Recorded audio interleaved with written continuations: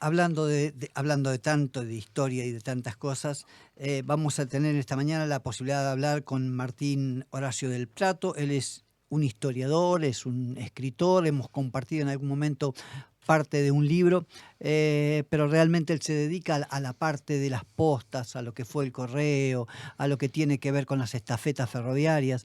Así que, Martín, muy buenos días. Iván Juárez, Oscar Rutia, gracias por podernos juntar con vos, con parte de la historia argentina, con parte de todo ese material que tenés disponible y que nos gustaría que nos puedas compartir. Hola, buen día, Oscar e Iván. ¿Cómo les va? La verdad que es siempre un placer para mí el estar en su programa. Un excelentísimo programa, la verdad. Bueno, despacito, porque vos sabés que hemos comprado camisas y ya no nos entran. Bueno, pero ustedes tienen la culpa a veces de ser uno de los mejores programas de difusión de nuestra identidad ferroviaria, y bueno, en un día como hoy tan fuerte dentro de nuestra identidad soberana, que más que el ferrocarril para que que forjó nuestra soberanía en todo el territorio argentino, no solamente en Malvinas. Sí, pero bueno, no estábamos yendo del tema. Sigue usted, porque me vino otra cosa. No, Martín, hay tanto que nos podés contar sobre las estafetas, sobre la historia de parte del ferrocarril, tanto inclusive que está sucediendo ahora en Córdoba. Nos hicieron llegar esta semana un proyecto que creo que a la brevedad lo vamos a poner en el aire, del tren y las escuelas a través de la Universidad de Córdoba. Realmente tenemos tanto material de lo que está pasando en Córdoba, y como parte de historia, o como historiador, creo que tenés la mejor de las lupas. Sí, desde ya, bueno, de hecho es en ese programa El Tren y las Escuelas, bueno, lo estamos organizando de la Mesa de Enlace Ferroviario, de la cual soy uno de los fundadores, o sea que para mí es un orgullo que de que lo ponderes, desde ya te agradezco, y ojalá el resultado sea lo que estamos buscando. Hasta ahora por lo menos viene bien. Mirá, perdón, qué cosa de loco, ¿no? Porque estamos enlazados, nosotros con el tema de las travesías en Zorra, lo nuestro es ir a las escuelas rurales, por supuesto, ¿no? Que son por ahí las que menos contacto tienen, al cual le dejábamos una bandera, tizas, y le damos una pequeña charla, ¿no? Qué cosas une el riel, ¿no? Ustedes haciendo un trabajo más profundo con la historia, y nosotros tratando de que en cada mástil siga flameando nuestra insignia patria. La verdad es que, por eso es lo que pondero tu programa y de ustedes, hacen patria. Y cuánta falta hace en nuestro país gente que verdaderamente haga patria, que tenga verdadero sentido nacionalista. En un país en donde todo se mira en función del rédito, de la ventaja política, que haya gente que no mire eso, sino que mire el hacer patria y mire el sentido patriótico, la verdad que es admirable, y bueno, no me queda otra que felicitarlos y festejar el que sean así. Bueno, nosotros ayer hablábamos con Claudio García y le decíamos que loco, porque desde esta mesa nosotros estamos de alguna manera teniendo el apoyo de la Universidad Nacional de Luján, y cuando García me hacía llegar ese material de las escuelas, le digo, qué increíble, ¿no? Que a través de las vías del ferrocarril, inclusive las universidades se vayan acoplando en estos pequeños proyectos, en estos sueños de muchos argentinos, de que el tren llegue a tantos lugares, de que sea tan inclusivo, y verdaderamente el aporte de la mesa de enlace que están haciendo ustedes, lo que hacen las universidades, creo que le dan una impronta diferente al ferrocarril que estamos pensando, o que queremos al menos que llegue a la Argentina. O que tendríamos que tener. Que tendríamos que tener hace años.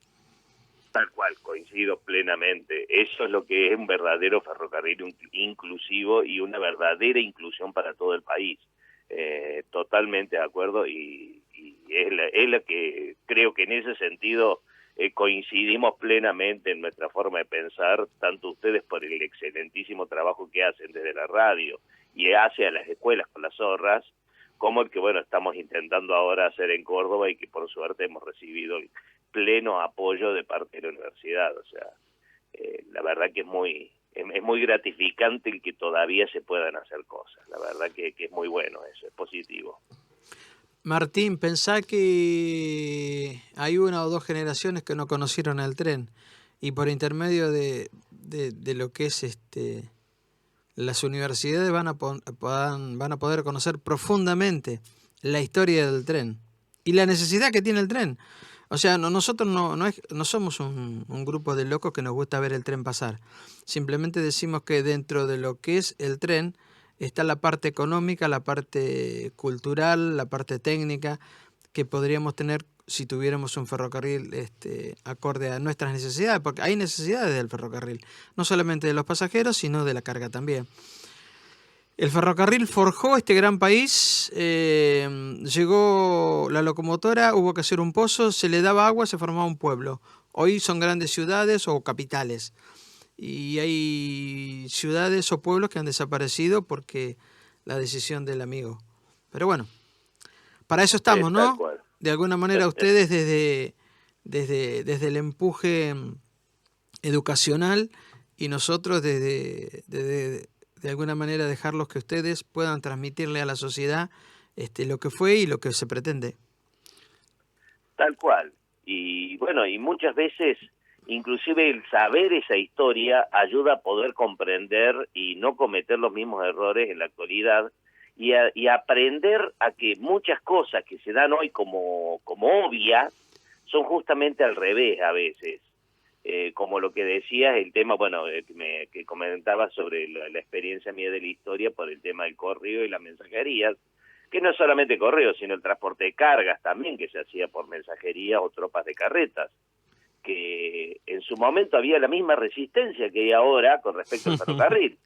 Se pensaba, igual que hoy, digamos, todos plantean, no, los camioneros, el ferrocarril mata el camión si de pronto hay ferrocarril. O los colectiveros quieren anular el ferrocarril porque si hay ferrocarril de pasajeros, los colectiveros no van a andar. Y justamente la historia nos demuestra que fue exactamente al revés. No solamente no los mata, sino que los potencia, que fue lo que pasó en su momento con el caso de las carretas y el caso de las mensajerías. No sé si quieres que te cuente un poquito cómo se dio la historia en su momento. Dale, Martín, tenés unos 10, 12 minutos para desarrollar todo eso. Dale, gracias. No, es que en principio uno se pone a pensar de que antes del ferrocarril había comunicación, la gente tenía necesidad de poder moverse. No estaban todos quietos en un solo lugar y el que tenía caballos se podía mover y el que no tenía se jodía. No era tan así, había empresas de transporte de pasajeros, llamadas mensajerías o diligencias, particularmente en la zona sur, había 3 o 4 empresas, la Unión del Sur, la Rosa del Sur, la mayoría se llamaban del Sur, fue curioso, ¿no? Pero bueno, la Unión del Sur, la Rosa del Sur, las Nuevas Peninsulares, había varias empresas que llegaban, no muchas, pocas, pero que llegaban en promedio 1 o 2 veces al mes, por ejemplo hasta Bahía Blanca, tomemos eso como referencia, que es donde ustedes tienen la radio, donde tienen base, lo cual daba un servicio entre todas las empresas, más o menos un servicio semanal de unión. Lo mismo estaba con las tropas de carretas. Lo que pasa es que una tropa de carretas, por ejemplo, para moverse entre Bahía Blanca y Buenos Aires, y demoraba aproximadamente 2 meses. Entre Bahía Blanca y Córdoba demoraba 3 o 4 meses. Entonces, ¿cuál es el planteo? Cuando llega el ferrocarril, empieza a llegar el ferrocarril, que llega antes de la conquista del desierto, en realidad, digamos, o sea, llega de hecho, la misma conquista del desierto, se mueven en ferrocarril hasta Trenquelauquen, o sea, Bahía Blanca y el ferrocarril llega más o menos mientras se daba la conquista, la famosa conquista del desierto, pero las tropas de Roca llegan hasta Trenquelauquen en ferrocarril, de hecho. A medida que avanza el ferrocarril, estas empresas que tenían terror que el ferrocarril les quitara su empleo, le quitara sus puestos de trabajo, ¿qué hicieron? Hubo algunas que no se supieron adaptar y que seguían haciendo los servicios troncales que hacía el ferrocarril. Obviamente, si vos competís en el mismo lugar que el ferrocarril con una tropa de carretas que te demora 3 meses, con un ferrocarril que te llega en un día, y obviamente no hay forma de competir. Una tropa de carretas podía llevar normalmente 4 o 5 toneladas en total de carga con toda la tropa. el ferrocarril te llevaba 20 toneladas por cada vagón. Eso obviamente es imposible competir. Ahora, ¿qué es lo que hicieron? Cambiaron su mentalidad y en vez de hacer recorridos longitudinales según el trayecto principal, empezaron a hacer recorridos transversales, Claro. que unieran las distintas localidades con el ferrocarril. Y eso generó como muy bien decías, un elemento de altísimo desarrollo territorial y social. ¿Por qué? Porque antes vos tenías pequeñas localidades desperdigadas según la línea de Fortines o según una línea directa, por ejemplo, entre Buenos Aires y Bahía Blanca, que es por donde iba el camino normal. El ferrocarril tomó ese mismo camino, pero al generarse recorridos transversales, tanto de tropas de carretas como de mensajería, el ferrocarril no solamente generó pueblos a lo largo de la vía, generó innumerables pueblos a lo ancho de la vía. ¿Por qué? Porque era factible a un pueblo que estaba a 50 kilómetros de la vía, que antes estaba a 50 kilómetros del camino principal, que a su vez estaba a 3 meses de la localidad que importaba, donde tenía que llevar sus productos, de pronto estaba solamente a 50 kilómetros, lo cual es un día de viaje, a 50 kilómetros de una estación de tren que lo llevaba hasta el puerto de Bahía Blanca o al puerto de Buenos Aires.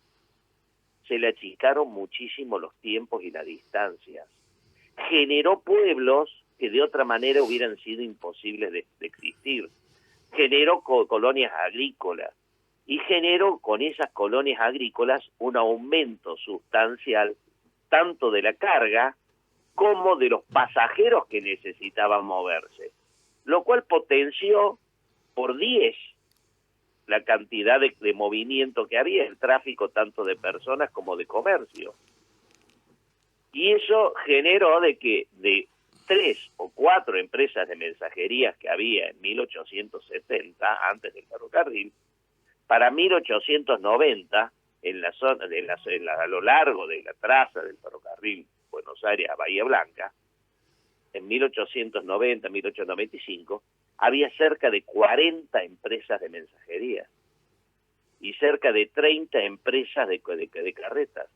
Mira cómo lo potenció. O sea, lejos de achicarlo, lo aumentó. Y esa es la mentalidad que tenemos que tratar de tener ahora. El pensar en positivo, no pensar en negativo. Por las dudas que me vaya mal o por las dudas que me afecte, yo me opongo. Entonces terminamos siendo siempre una máquina de impedir, una máquina de oposición. En vez de pensar en positivo, a ver cómo yo manejo esto que se está dando para que se potencie mi situación. Martín, pensá que eso del transversal viene de la mano del multimodal. Tal cual, en lo cual Bahía Blanca son punteros. Qué cosa, ¿no? Pensar que ya el de la carreta dice, ahí viene el tren, me quedo sin trabajo. Y no, fue al revés. Ese es el planteo que tenemos. A ver, no es un planteo nuestro, es un planteo del mundo. El mundo se mueve de esta manera. Claro. El camión hace la pequeña y corta distancia, el tren la larga distancia, y el camión es el dueño de la carga que la sube arriba del tren, la baja y se la lleva a quien la compra o a quien la tenga que distribuir. Todavía no queremos entender eso. Y ya en 1870 las cosas eran parecidas. No pasaron muchos años, ¿no? 150 años y todavía no lo entendemos, ¿no? Qué lento que somos. Qué triste en realidad si nos ponemos a pensar. Sí. Ayer en uno de esos tantos grupos de ferroviarios o de logísticas, alguien hizo llegar un mapita de Holanda. Cuando alguien dice que a los 400 kilómetros recién el ferrocarril empieza a ser útil, y dicen que Holanda no tiene 400 kilómetros de ancho, ni de largo, sí. Y mostraban la cantidad de trenes que hay y la cantidad de camiones que hay. Entonces, ¿cómo convivimos en un mundo tan diferente? Queriendo vivir un mundo nuevo y queriendo copiar, parece que siempre hiciéramos lo inverso. Tenemos un gran país en producción, que si tuviésemos el tren más en el interior, la producción sería el doble o el triple. Y si vos tenés doble o triple producción, ¿qué necesitas? Más camiones. Tal cual. Es Más, vos sencilla la dijiste una cuenta, ¿eh? palabrita mágica y muy, muy atinada a esta situación, el intermodalismo y el Por eso, multimodal. por eso. A ver, el tren no te va a ir a buscar las sandías al campo. Claro, Es eso lo busca sencillo, el camión. Y claro. siempre va a tener que ser el Pero camión. llevar y traer los insumos los tiene que hacer el camión. Antiguamente, por ahí las grandes ciudades, que en caso de Bahía tenía, no sé, ponerle 30 o 40 desvíos particulares. Eso hasta que empezó el camión a tener auge y desaparecieron los desvíos. desvíos particulares y ya el dueño iba a buscar a la estación o a los centros de transferencia su carga. Y así tiene que ser. Es que es lógico, aparte, que sea así. Es natural que sea así. Porque pensemos desde el punto de vista privado. Vos, como productor privado, ¿vos qué es lo que buscas? Vos buscas poder poner tu producción en venta. Y al ¿Vos menor costo. producís para qué? Para poder venderlo y a un buen costo, exactamente.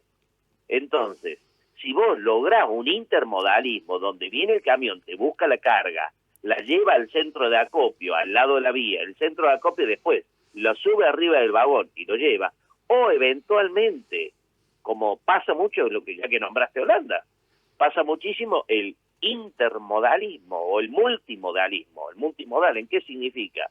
Que ni siquiera el camión deja la carga. El camión se sube arriba de un vagón playo y sigue arriba del tren para el recorrido largo, porque es mucho más barato para el mismo camión el moverse arriba del tren que andar en la ruta. Ni hablar de la seguridad. Oh, ni hablar. ¿Cuántos choferes lamentablemente mueren o tienen accidentes y quedan lesionados para toda la vida? Porque, a ver, en la carga hay que transportarla. Y tampoco tenemos rutas seguras. Bueno. Tal cual. Es más, vos fijate la incoherencia inclusive con que se plantean las cosas, que a nadie se le ocurriría cerrar una ruta porque haya un accidente con un camión. Sin embargo, ahora cerraron las vías del tren a Bahía Blanca porque hubo un accidente con el tren. Ah, pero o sea, ahí hay otra cosa. La solución no pasa por impedir, o sea, por eso volvemos de nuevo a lo que yo te decía. Acá lo que se hace es se busca siempre el punto negativo. Si me molesta un problema, lo anulo. Muerto el perro, se acabó la rabia. En vez de buscar solucionar el problema. El problema está en que la vía no estaba en condiciones, arregla la vía y seguía andando. Pero no anules el servicio porque simplemente hubo un accidente. Es estúpido. De la misma manera que me parece tonto la actitud, que me perdonen, acá me voy a poner más de un ferroviario en contra, pero lo digo a favor de los ferroviarios, el hacer un paro, el parar el servicio para que se reactive un servicio. Si el Estado tiene la postura de decir, si me molesta lo paro y lo anulo, el pararlo yo no estoy ayudando a que el Estado se convenza de reactivarlo, porque estoy siguiendo la misma política del Estado de parar. Bueno, estoy dándole una mano para que lo sigan haciendo. ¿Habilitaron Buenos Aires o Olavarría? Sí, eso por lo menos es positivo, la verdad que sí. Menos mal, o sea, de todas maneras, yo soy de la idea que es ridículo parar el tren a Bahía Blanca. Lo que hay que hacer es arreglar ese tramo de vía urgente y seguir haciéndolo. O sea, andar el tren en condiciones seguras y una infraestructura confiable. Necesitamos políticas de Estado. Creo que estamos tocando fondo si queremos tener un país en crecimiento real. El tema del costo logístico, por más camiones que tengan 0 kilómetros de última tecnología, no van a bajar los costos. No tenemos rutas y la producción cada vez se le hace más difícil al productor sacarla por esos costos. Entonces necesitamos el tren. Y sí, es lógico. Bueno, contigo compartimos, la Mesa Logística Nacional, y ahí, bueno, ese planteo se vive haciendo entre los principales expertos en logística del país. Es un planteo que es constante. Ahora, lo que yo no entiendo es que habiendo tantos funcionarios, tantos asesores dentro del Ministerio de Transporte, que no haya nadie que se haya recibido de logística o tenga concepto de logística para pensar lo obvio, que es lo que acabas de decir. Creo que estamos tomando ese camino, creo. Las últimas noticias que hemos tenido es... Mira, desde esta mesa han salido cada locura que a Oscar lo han llamado desde el Poder Nacional para pedirle datos. Es decir, estamos todos locos que desde un programa de radio alguien te llame, muchachos, necesitamos este informe. Entonces vos te decís, algo está cambiando, algo deben estar haciendo que por ahí nosotros acá en Bahía Blanca no sabemos. Lo que sí sabemos que nos están pidiendo, con el tema de los UNIT, junto con la Universidad de Luján, el tema de Zapala ha explotado y ha hecho que vulgarmente se diga el avispero. Sí, la palabra sería se tome conciencia real y inclusive... De las necesidades. Claro. No es, a ver, nos gusta pasar el tren, no. El país está en una... como en el mundo entero, ¿no? Tenemos una necesidad de la logística, ¿sí? Y bueno, el tren es el que le brinda... Pensá que estaba hablando de 1870, pasaron 150 años, por ahí quien no te dice que este sea el gran año de sumar voluntades entre las empresas camioneras. A ver, las empresas camioneras, lo hemos dicho varias veces, y Oscar también lo ha vuelto a repetir, ahí quiere subir el camión arriba al tren. Lo que pasa es que no tenemos los medios. Pero si mañana las 3 empresas que se reunieron acá en Bahía, que son unas empresas nacionales, cuando vino esta gente de Canadá y de Sudáfrica a intentar entrar en el Open Access, dijeron, muchachos, si ustedes los ponen en el vagón, nosotros subimos el semi-remolque. Entonces, claro. Está. Lo que no tenemos es infraestructura y no tenemos medios. Tenemos que poner nuestra industria nacional a fabricar vagones para llevar camiones o contenedores y sumar más locomotoras, más vagones, un montón de cosas, ¿no? Que eso es lo bueno. Ahora, ese es el tema, de que vos fíjate, los últimos 30 años se ha comprado todo material ferroviario, pero sin pensar en la multimodalidad. Se ha comprado, por ejemplo, camiones Tolva, sin pensar en que tal vez podés subir el camión directamente arriba. O sea, y eso que estamos hablando, vagones que valen menos de una quinta parte que el otro. Porque el camión playo, el vagón playo es el más barato de todos. Sí, pero mira, no se hace un pensamiento lateral y multimodal como el que vos estás planteando. Ojalá eso vaya cambiando ahora y haya un movimiento por parte del Estado pensando en la logística nacional y no pensando solamente en el voto. Cosa que ningún gobierno, claro, no es crítica a o algún gobierno en particular. Yo creo que es crítica en general a todos los política de Estado que hemos tenido en los últimos años. Un problema de política de Estado. Sí, Martín, el otro día entrevistamos a la gente de María Juana. De María Juana. Ya están trabajando en un prototipo de contenedor multimodal para graneles. Algo que era impensado. O sea, vos podés ir con una chata cargada con 2 contenedores de 20 a granel por el tema de la estructura, que tienen que ser de 20 pies, y podés volver con otro de 40 pies con otro tipo de carga. O sea que estamos pensando a futuro, y eso es lo bueno. Bueno, hoy, dentro de un rato, van a tener una charla justamente con Pablo Martorelli del Instituto Argentino de Ferrocarriles. Creo que él va a completar un poco la idea de lo que estamos hablando, espero. Sí, seguramente. Desde el punto de vista de él, desde su óptica, él está trabajando también con lo que es el ferrocarril de la Unión Pacífico, así que tiene una óptica mucho más grande, más amplia y tal vez sus expectativas en este momento no estén cumplidas al 100%, porque los avances no son, como me ha dicho, a la velocidad que le espera, pero bueno, es parte de la cultura argentina. Sí, eso lo venimos hablando, me acuerdo cuando yo estaba con los mexicanos, ¿te acordás en su momento cuando íbamos a hacer la reactivación de los talleres de Mechita antes del tema de los rusos, y de eso hace ya casi, estamos hablando más de 6 años, y todavía no, y ya estaba el planteo de la Unión Pacific y todavía no ha podido realizarse porque el Estado es el que va poniendo las trabas. A nivel privado el inversor está la intención, está todo, pero el Estado va poniendo trabas. Desgraciadamente nuestros distintos gobiernos, y eso me refiero a Estado porque hemos pasado 2 tipos de gobiernos diferentes y el planteo sigue todavía encajonado. O sea, como bien decía, es una política de Estado. El Estado no tiene una política de desarrollo territorial a lo grande, a lo largo y ancho del país. En un país de casi 3 millones de kilómetros cuadrados, deberíamos tener una red ferroviaria inmensa y funcionando al 100%.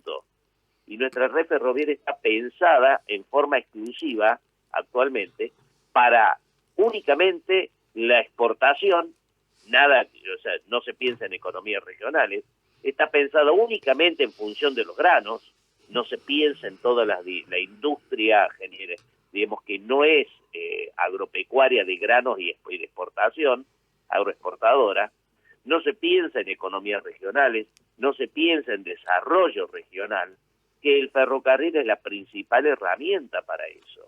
Y justamente, como bien decís, el multimodalismo y el intermodalismo es el principal factor de desarrollo regional. Martín, se nos terminó el bloque. Realmente había tantas cosas para hablar sobre la filatelia, hablar sobre las estampillas con locomotoras, pero bueno. Para el próximo programa. No, cultura ferroviaria en la Argentina. Ah, ahí está. Agéndalo. Cultura ferroviaria en la Argentina te va a sacar el jugo en esa parte. Son 2 horas. Martín, mil gracias por esta mañana, por este sábado, por despertarte temprano, gracias por tus conceptos y gracias por las cosas locas que estás haciendo y bueno, que la mesa de enlace ferroviario ya en Córdoba siga trabajando a full y hasta una próxima oportunidad. Muchísimas gracias y bueno, gracias a ustedes por esta oportunidad que me dan de poder hablar y bueno, por la difusión que hacen. Nos vamos a la tandita.